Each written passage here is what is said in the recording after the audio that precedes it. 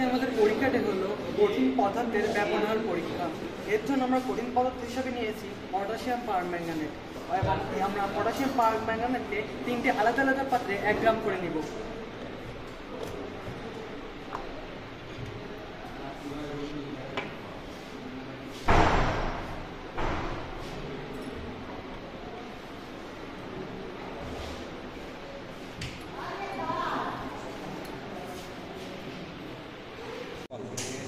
আমরা এখানে পানি নিয়েছি এবং বিভিন্ন তাপমাত্রায় ব্যাপন হার পরীক্ষা করার জন্য আমরা পানিটাকে উত্তপ্ত করতেছি। আমরা প্রথম বিকারে তাপমাত্রা থার্মোমিটারের সাহায্যে দেখতে পাচ্ছি যে প্রথম বিকারে তাপমাত্রা আমাদের আছে 29 ডিগ্রি সেলসিয়াস, এবং একইভাবে আমরা দ্বিতীয় বিকারে থার্মোমিটারের সাহায্যে দেখতে পাচ্ছি এর তাপমাত্রা আসে 38 ডিগ্রি সেলসিয়াস।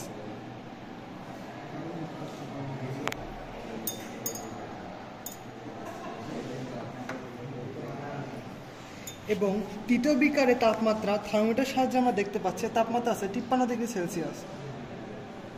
আমরা এখানে 3টে বিকার নিয়েছি এবং 3টে বিকারে আমরা সম পরিমাণ পটাশিয়াম পারম্যাঙ্গানেট যোগ করব।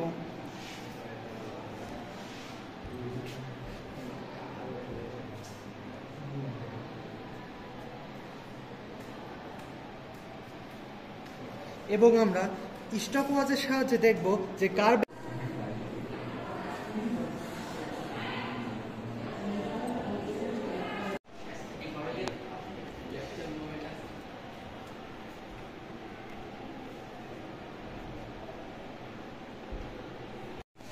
প্রথম বিকারে তাপমাত্রা কম থাকার কারণে এর ব্যাপন হার কম, এবং দ্বিতীয় বিকারে এর তাপমাত্রা একটু বেশি থাকার কারণে এর ব্যাপন হারও একটু বেশি, এবং তৃতীয় বিকারে সবথেকে বেশি তাপমাত্রা থাকার কারণে এর ব্যাপন হারও সবথেকে বেশি।